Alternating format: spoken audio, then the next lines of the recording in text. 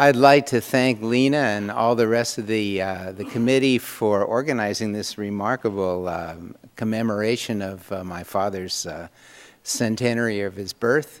And it's fun to be able to represent my sisters Jean and Helen and brother Don and our families here. And before I start, I just have to follow up on something Saul said. For quite a number of years, Rich and I and Frank Asaro had a group meeting that sort of dealt with geology and physics and chemistry and geophysics and in the Alvarez tradition, lots of other things as well. And it met every week in my office on campus. And Rich would always sit in the one comfortable chair that was in my office. And one time I said to him, "Rich, do you recognize that chair?" He looked at the chair for a while. I said, "No, I don't think so." And I said, "That's the chair that Louis always sat in on the Monday night meetings on the one side, as Saul said, while everybody was on the other side. You probably looked at that for 25 years, I said, "Rich." He looked at it again, and he shook his head, and he said, "Walter, when Louis was sitting in a chair, nobody noticed the chair."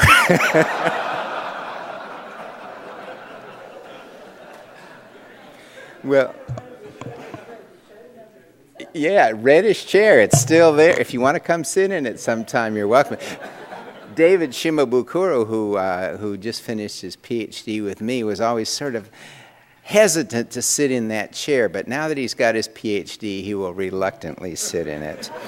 Okay, Lena asked me to tell you about the work on the dinosaur extinction and impact at the end of the Cretaceous, which I guess it's fair to say was probably Louis's last big research project.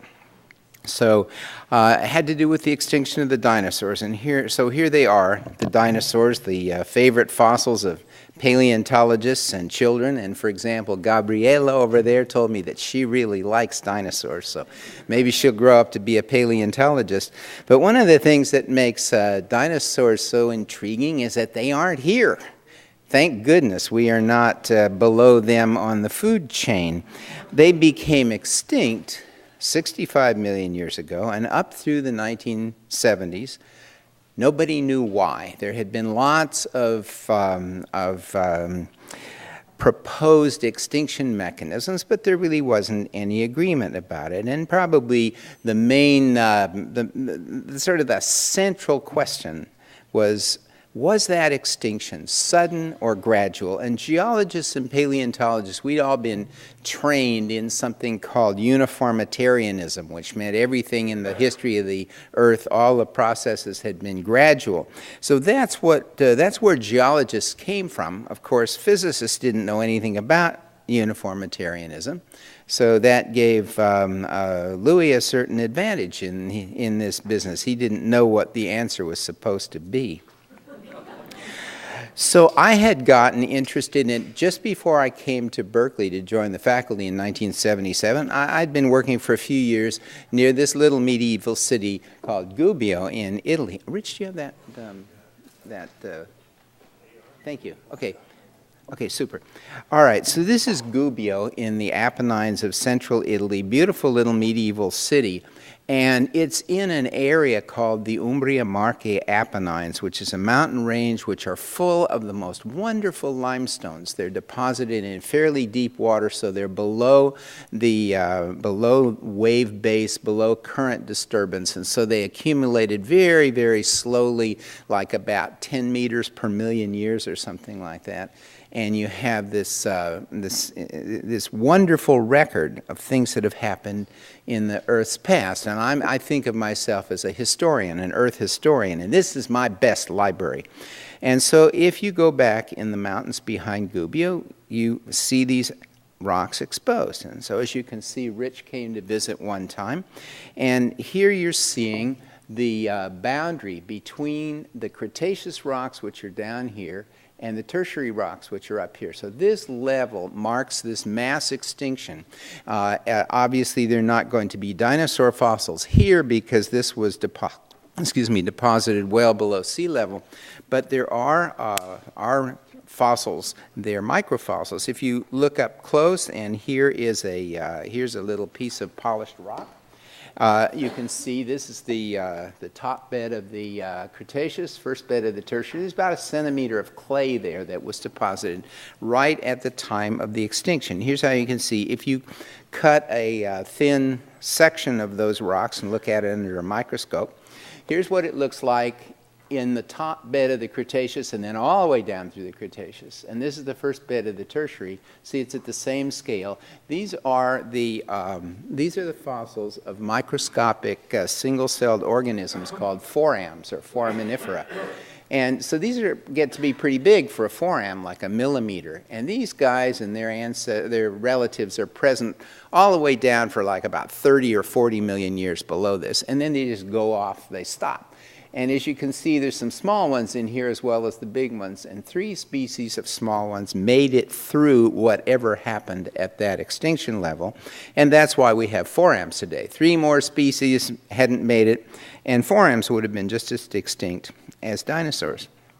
So I came back and to Berkeley to join the faculty, and at one of those Monday night meetings, somebody mentioned it, I showed a piece of that rock, and Louis got really fascinated by that. And what do you know about that extinction? I said, well, we don't know whether it was gradual or sudden, and we started thinking it would be fun to do some project together. Well, Louis had an idea. That sound familiar? Actually, Louis had lots of ideas, but the best idea was to measure iridium as a way of finding out how long it took for the extinction to take place. Here's the idea. So iridium is a rare element anywhere in the solar system, and it probably is at the same abundance level in asteroids as it is in the Earth as a whole, but now I'm going to change the Earth on you. So the Earth is actually not as a whole. It has an iron core and a rocky mantle and a rocky crust, and most of Earth's iridium is down in the core, alloyed with iron. So as a result, there's very little, vanishingly small amounts of iridium in crustal rocks and sediments like those limestones.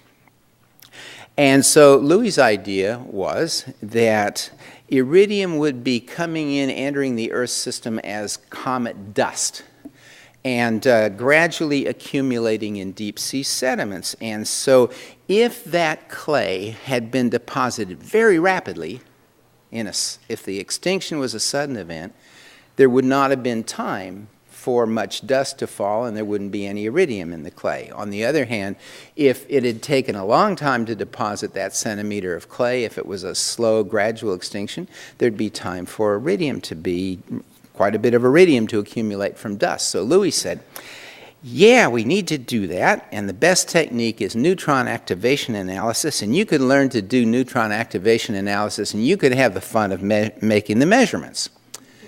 I'm a geologist. That filled me with utter horror.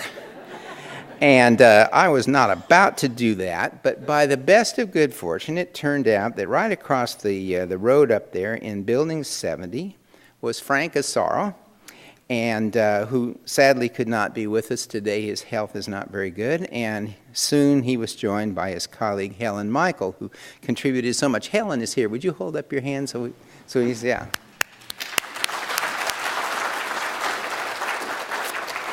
So a measurement was done, and one day, a bunch of measurements were done, and one day, Dad called me on the phone. He said, Walt, Frank wants to see us. Something is seriously wrong. And so I went hurrying up to the lab, and this is the final product of it, but here is an anomalous amount of iridium, and what was wrong was that there was far more iridium, lots more iridium in that anomalous peak than you could explain certainly by the sudden extinction, but either by the gradual one. There was just too much iridium there. So what could that mean? What was it telling us? So Frank and Helen did more work on this and gradually cleaned up the data, and we tried to figure out what it would mean. Nowadays, you probably know, we came up with concluded that it was due to an impact, but early on, although we thought about impacts, we couldn't see how an impact would have an effect all over the world. Because if you're going to kill off dinosaurs, you've got to do it everywhere. And we couldn't see how it would have a global effect. The problem was we had not yet thought through just how colossal an impact it would be. The energy release, non-nuclear, of course, was equivalent to about 100 million megatons. And basically that just blows through the atmosphere and the debris goes ballistic all over the world. But we didn't know that. And so there had been a publication, I forget now by whom, suggesting that maybe the dinosaurs had been killed off by a supernova not so far away. And the advantage of that was if you were getting a lot of radiation and debris coming from a supernova, the Earth is spinning, and so it would spread it all over the whole Earth. So Louis had an idea. Why not use plutonium-244 as a supernova tracer? And here's the reason. So plutonium-244 is produced in supernovas, and its half-life is 80 million years, and the KT boundary age is 65 million years. So that means that about half of the plutonium that had come in would still be there. But no plutonium that was formed in the supernova precursory to the formation of the Earth would be left. There were just too many half-lives. So it was a perfect tracer. Well, it turns out that Helen was a highly skilled plutonium chemist, so she was the leader of our operation on that. And measurements came in, and yes, there was plutonium-244 in it. Oh man, big excitement. It was a supernova that killed the dinosaurs. And now I will tell you that this is one case I know of where Louis' scientific judgment was not good, because Louis was ready to publish. He said, man, this is unequivocal evidence.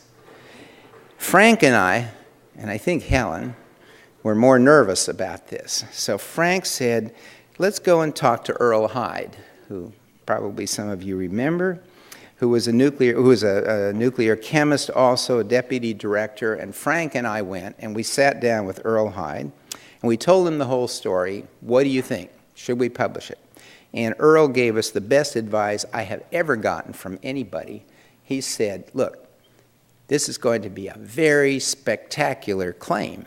You better be sure you are right. He said, Frank, I think you should do it again. Start again with a brand new sample. Do the entire thing. Don't have anything to do with your previous results. Do it as if you're doing it for your first time. And I only met Earl Hyde that one time, but I've blessed his memory so many times since then, because when they did it again, Helen found no plutonium. So there was a contamination problem in the first one, and it was not due to a supernova. Thank goodness. All right. So we went back to this, and one summer while I was doing my field work in the mountains, Louis just went through every possible scenario he could, trying to figure it out. And I think I remember that Rich said that Louis would be in there almost every day with a new idea, which Rich would help him shoot down, and the next day there'd be a new one. And finally, he had a way of doing it with an impact, and that was that the impact would eject dust and debris, what we geologists call ejecta, clear out of the atmosphere. It would go ballistic. It would land on top of the atmosphere all over the whole world. And he calculated how much there would be, and that there was enough dust to produce some months of pitch blackness and cold and darkness, and that would finish off the food chains, and that would be, the dinosaurs would perish as a result of that. Well, so then I was brought into it, and I couldn't find anything wrong with that. None of us could find anything wrong with that. So we wrote up a paper and submitted it to Science. And at this point, there comes briefly into the story Phil Abelson, that some of you might remember, one of Louis' earliest students, who was editor of Science for almost 20 years. And Phil got in touch with me, and he said, you know, we're thinking about publishing in this paper of yours. He said, I'm a little reluctant, and the reason is that in the last couple of decades, Science has published quite a number of explanations for the extinction of the dinosaurs, and at least n minus one of them must be wrong. But finally, he said, okay, we're going to do it. And so there's the paper, published in 1980, and boy, did that kick off a storm. All of those geologists and paleontologists who had been brought up on uniformitarianism were scandalized. And so, well, before the storm truly broke, the next summer, Louis and Jan and Don and Helen came over to visit Millie and me in Italy to see this outcrop at Gubbio. And so here we are. Here's the boundary level there, and there's the white layer just below it. And Louis said, you know, I don't understand this.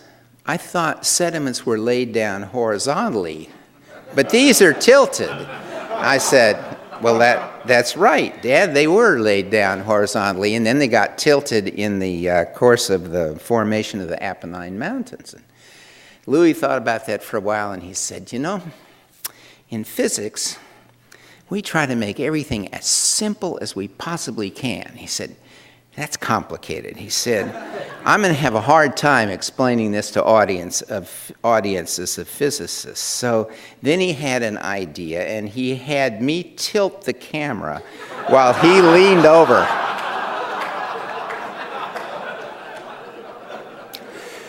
So at any rate, the storm broke, and many people got involved in it, and more evidence for impact came along. This is a grain of quartz about 1 millimeter in diameter, and these features going through it are called the shock lamellae, and there was a huge debate about that, and eventually it was concluded that only a hypervelocity impact, an impact in which the object is moving faster than the speed of sound in the rock, will produce this. And that was coming from all over the world at the Cretaceous Tertiary extinction level. And then this, you can see, this was a sphere that had crystallized inside, and part of it's broken away, but this was a droplet of impact melt from the impact site, which had been outside the atmosphere as a droplet of melt, pulled together into a sphere under surface tension, solidified, and then fallen. So all kinds of evidence like this came up in favor. We had, I think, 3 or 4 huge major meetings. Rich and I think were among the only people that attended all 4 of them. But this was fought out in the most, bare-fisted way you can imagine. And eventually came to be accepted. But one of the questions that got asked during all that uncomfortable, basically 10 years, people would say to me or Louis or Rich or any of the other proponents of impact, they'd say, how do you know that iridium anomalies are not common in the stratigraphic records? You've got one at the KT boundary in Gubbio, but how do you know that they aren't real common? Maybe there's just nothing special about them. And we would say, well, when Frank and Helen measure this stuff, every measurement is a time-consuming, expensive work of art. And these are not analyses that you just click off one after the other. But clearly that wasn't going to solve the problem, because people kept saying, well, in that case, you can't make the measurements, I won't believe the results. So Louis decided that it was time to improve on the methods of neutron activation analysis. And many people here have spoken about their memories of working with Louis. I think maybe my strongest memory comes from the time when he was inventing improvements on the neutron activation technique. And I can remember night after night, somebody said that he got called at dinner, I think there were months there where Louis and I talked on the phone every night. I can remember, walking around with the phone, lying on my back on the phone, sitting on a chair, standing up, yawning. Anyway, as we went over these ideas, and eventually he came up with, in consultation with Frank and Helen, came up with ways of doing it that involved anti-coincidence shields and coincidence things. It was very, very neat, and it was really a beautiful invention, and here it is. This is what Frank has always called the Louis W. Alvarez Iridium Coincidence Spectrometer. And so that was ready to go, and we were now going to have a throughput of, hundreds, I don't know what it was, hundreds of samples a week or a month or something like that. It was an awful lot. So then the problem was, where do you get the samples? Well, the young people in this audience will know exactly what you do. You find a graduate student, right? So here is Frank Asaro with Sandro Montanari, who was my graduate student at the time, who was Italian, who was really fascinated by all this stuff.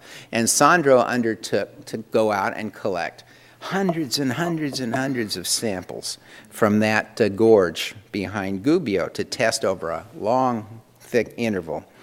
And here's what the place looks like. And you can see that it's built kind of like a reflector oven. Can you see like that?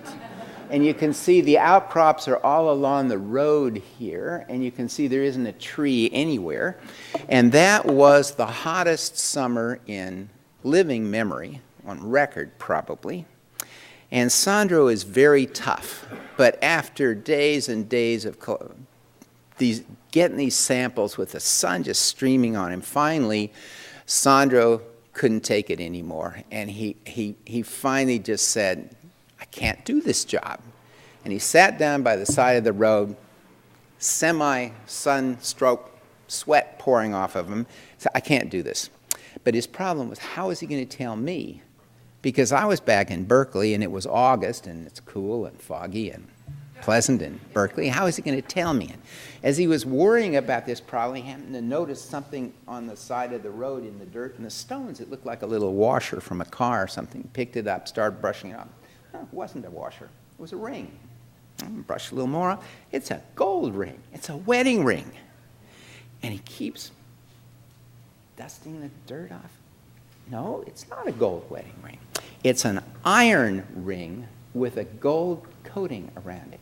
And I would bet Lena might know what this was. But Sandro was born after the Second World War, but he'd heard stories that during fascist times, when Mussolini needed money, say for the war in Ethiopia or something, he would go around, or his proxies would go around to these towns in Italy, and they'd set up this great stage. And here on the altar of Mother Italy, they would invite the ladies to come and donate their gold wedding ring, and in return they would be given an iron wedding ring. Can you tell me what?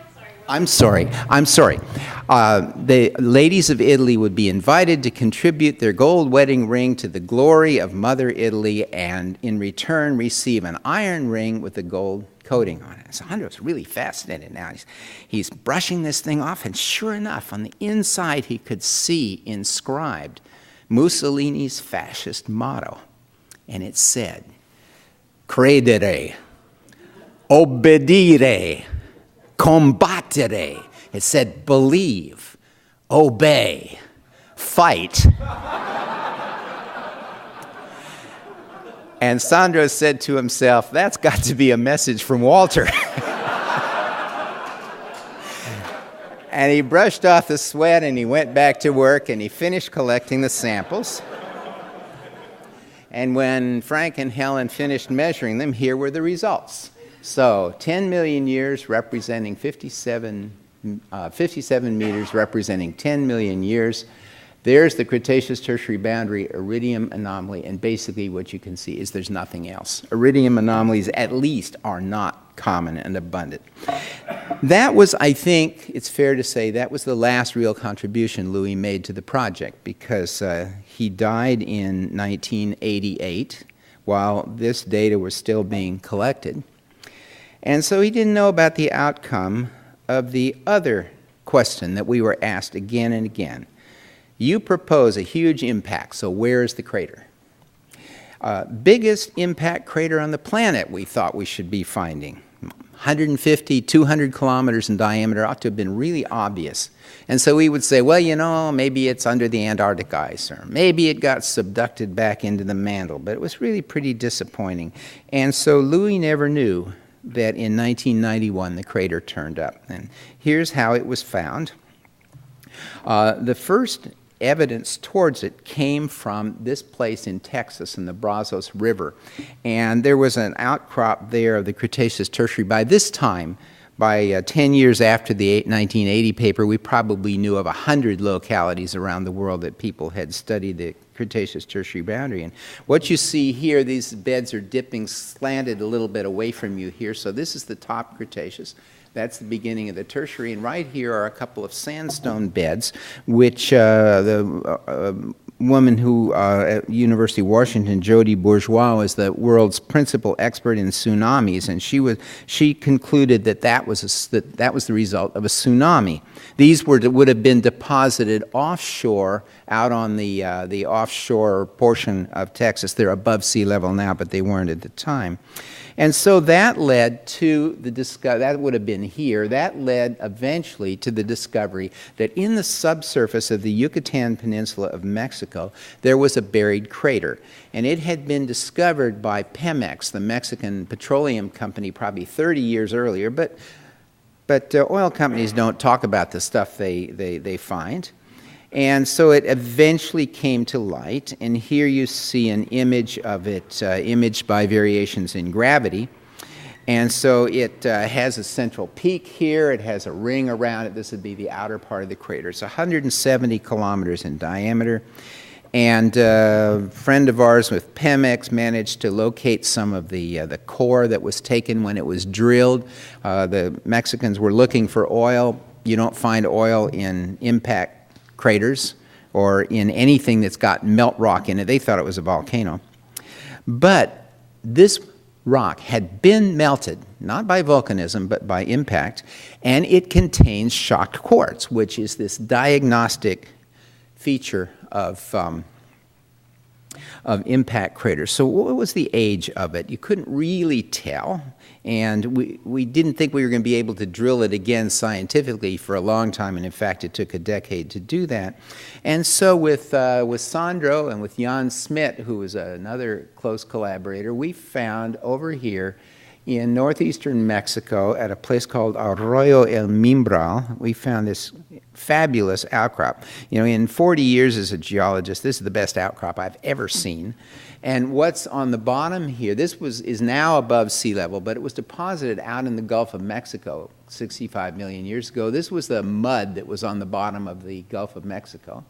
This portion here is the tsunami that it was deposited by the tsunami, but it's all full of the ejecta that was ejected from the impact site, fell through the water and was dumped there, and then the tsunami washed up onto the coast around it and washed back, carrying sand from the surrounding coastlines. So just very briefly to show you the sort of things that geologists like. Here's Jan, and he's got his hand at the, this is the top of the clay that was deposited on the floor of the Gulf of Mexico before the impact, and here is the tsunami deposit coming through. Oh, you can see things like, for example, this is a piece of the mud that was ripped up and it's dropped in with things like this, which is spherical. This was a melt droplet that was outside the atmosphere. And there are other things over here. This is a chunk of limestone that was shocked and degassed. These are bubbles, but not melted. So you see that sort of thing, and this is the interpretation. This is, it's been pointed out that this guy is about to suffer the worst wipeout in the entire history of surfing. And then here is the washback bed that you can see in many places. We found lots and lots of places with our Mexican colleagues and working there for a couple of winter seasons. And here you're looking up at the base of a bed. There's my pocket knife for scale. And what you see is pieces of wood all over the place. You do not find wood in deep sea sediments. You know, it simply rots away. And yet there's all this stuff, all this wood in these rocks. And so the interpretation of this is that the tsunami crested here, broke onto the shore, of Mexico and the Gulf Coast of the U.S. where all of these trees were, and then washed back. All this stuff went sliding back out into the deep water. At the top there are these beds. These are current beds. This is what you've seen these in shallow beaches and coastal lagoons. But these are in deep water sediments where curved waves and currents don't affect. So this would be the seiche. After the tsunami went out, the washback came back, this thing would have sloshed around in the Gulf of Mexico several times before it settled down, producing those features. And this is what it would have looked like after the dust had cleared, 170-kilometer diameter in this painting. And then finally in Belize, we found a place where we could see the Cretaceous bedrock and actually see the ejecta from a few hundred kilometers away and actually walk around inside the ejecta blanket, which was really a big thrill. Well, you would have thought that would have tied the knots on, it would have wrapped it up. But the arguments continued, and they've gone on for, well, that was 1991, and they've gone on, well, until last year, and maybe continuing, but for at least 19 years. There was one person in particular who was bound and determined that all of this was wrong. And Jan Smit was sort of the defender of the impact hypothesis.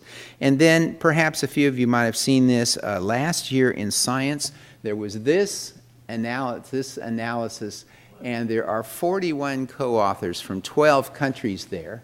And the conclusion down here says the temporal match between the ejecta layer and the onset of the extinctions and the agreement of the ecological patterns in the fossil record with modern environmental perturbations, for example, darkness and cooling, lead us to conclude that the Chicxulub impact triggered the mass extinction. When Paul Richards saw this, he said to me, that sounds like community consensus to me. Well, so I hope so, but I'm not sure we're out of the woods yet, but this is certainly a major feature. Okay, now I want to show you two quick things that have resulted, sort of spin-offs from this. So the first one, of course, you know about, was the fragments of comet Shoemaker-Levy 9 impacting Jupiter. This was sort of the great climax of the career of Eugene Shoemaker, and so now we've seen these things happen. So it's no longer an exotic effect mechanism. So the other thing I want to point out to you is another wonderful discovery by Birger Schmitz and Mario Tassinari. And they're in Sweden, and Birger came all the way for this conference. Birger, stand up or hold up your hand.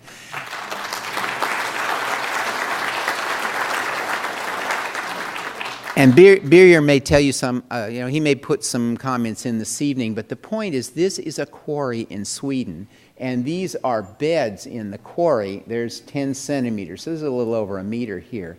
And there are fossil meteorites all through this quarry. Birger told me that they have now found over 100 fossil meteorites. So this is, in their view, telling you about a breakup event in the asteroid belt due to a collision with an asteroid, just loading up the inner solar system with flying debris. And can you imagine this many falling in Sweden? And all over the whole world. So there's maybe Birger will tell you about that. I won't now, because I want to take you on and have one more thing I want to tell you about. So I think I inherited from Louis this gene that some of you have been kindly saying is the ability to think about lots of different fields, and which I sometimes think of as the inability to stay focused.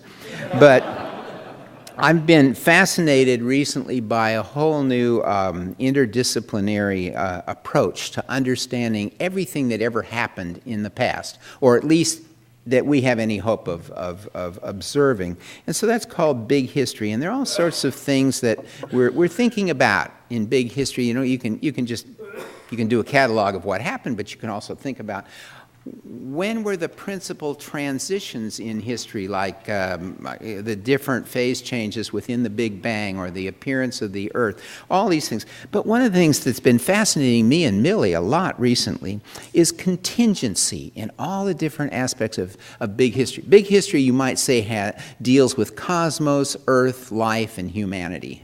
Those are the major regimes. And we're finding that contingency is important in all of them. And contingency in this sense means things that happen almost by chance, which you could not possibly have predicted, and which have a huge downstream effect on the way history unfolds. So I'd like to show you a little bit about that.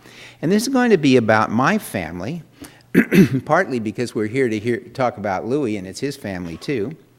But I'd also like you to be thinking with a small corner of your mind about analogous situations from your own family history. So our family is from Spain, from northern Spain, up here from the Asturias.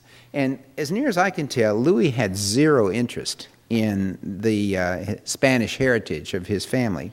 So you would not have learned this from him because he didn't know it. But I'm fascinated by it, so I can tell you. So at any rate, that's where our family came from, and it was originally Fernandez. But this is a farm in northern Spain where Luis Fernandez Alvarez, who was Louis' grandfather, my great-grandfather, Felix, it was your great-great-grandfather, where he was born, and that building is still there. Millie and I have been there a number of times and visited. It's now a machinery shed, but this was the farm where Louis' grandfather was born. And it turned out, it looks like kind of hard scrabble farm, but Louis' great-grandfather had an interesting day job, you might call it, or side job. Somehow or other, he had been recommended to this gentleman who was a prince of Spain. He was not the crown prince, he was a second-order prince, but he had a palace in Madrid. And I'll keep referring to Louis' great-grandfather had a job as the palace manager. I think he'd been recommended by a nearby nobleman, probably as a man who could be trusted, and so he would go to Madrid and manage the palace. And so there was an arrangement. He became pretty close to the prince, and his name was Eugenio Fernandez. And he had an arrangement with the prince that his children, including Louis' grandfather, would be educated in the palace, the little school in the palace, along with the children of the prince. And I think if that had happened, Louis' grandfather would probably have become a government functionary in Madrid or military officer or something like that. He would have had a great career in Spain. Never would have come to this country. But the prince and Louis' great-grandfather went on a trip to Bilbao in northern Spain, some sort of a royal visit of some sort. And while he was there, and we don't know too much about this, while he was there, Louis' great-grandfather fell off a balcony and was killed. And I found these pictures on the web the other day. I wonder if it might be one of those balconies, because this is in the main square of Bilbao facing the cathedral. And at that point, life changed for Louis' grandfather, because there was no longer the chance to go and study in the palace school. That was over. And his mother had already died, so he was an orphan. And there was nothing left for him in Spain, so he, at age 7, emigrated with his older brother to Cuba, which was easy to do in those days, because Cuba was still part of Spain. And so Louis' grandfather went to Spain, and we do know that he was for a while a reader in a cigar factory.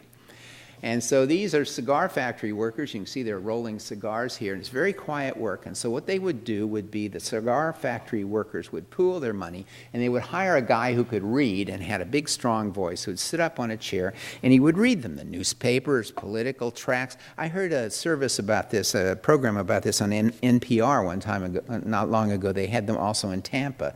And they had an interview with a cigar factory worker who said by the time he'd worked in a cigar factory for 10 years, he had heard Don Quixote from beginning to end 3 times. And so that's what he did. Then he came to California and got a medical degree at Cooper Medical School, which is now Stanford Medical School. And then he went to Hawaii, and he ended up being a research doctor on the leper colony on Molokai. And I thought maybe I'd find him here, but sadly this picture, which I found on the web, was taken 2 years after he left to return to California, where he lived out the rest of his career, had a family, grandchildren, including Louis, and this is him. I wish I could have met him, but he died before I was born. Okay, what's the point of all this?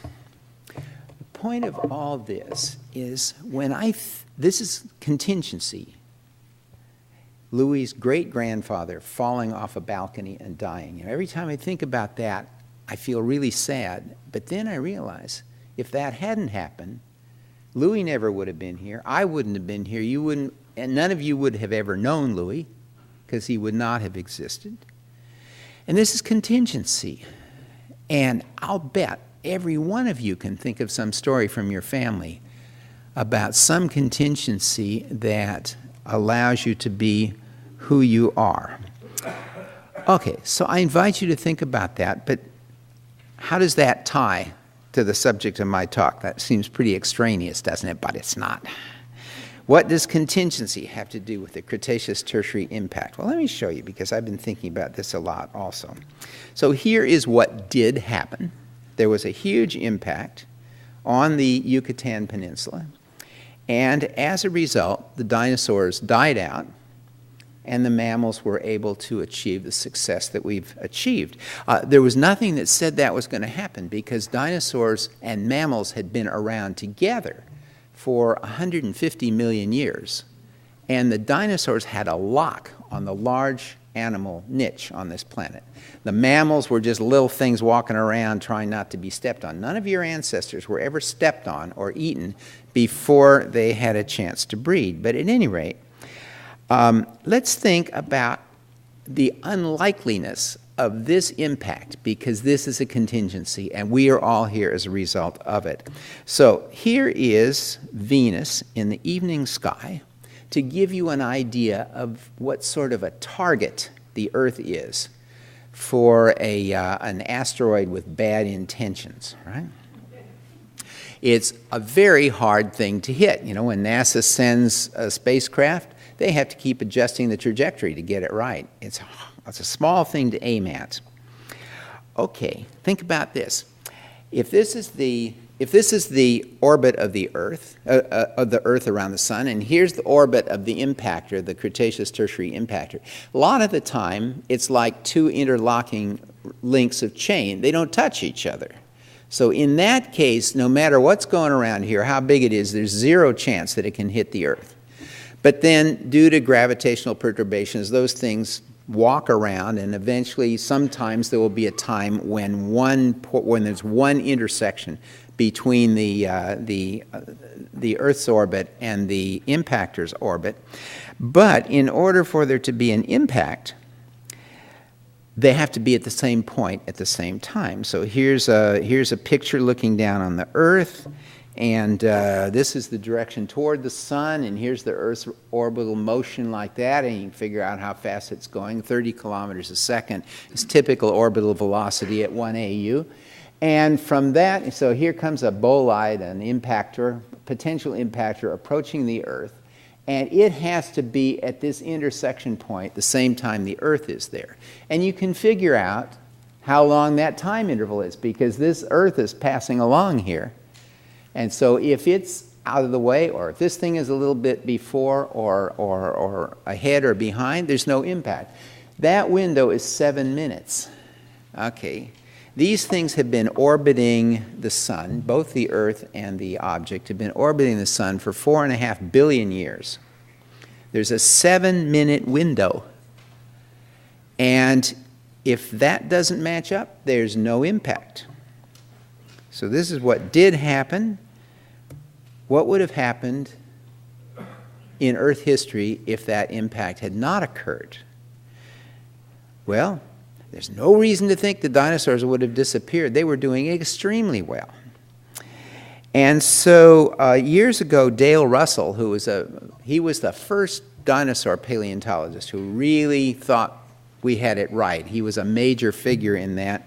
Worked in the Canadian Museum, and he sort of put together a projection of what an intelligent dinosaur might have looked like if 65 million years later dinosaurs had evolved intelligence. So if that had been the case, you might have known a bunch of scientists who looked like this. But the impact did happen against all odds, and so as a result, we all knew a scientist who looked like this.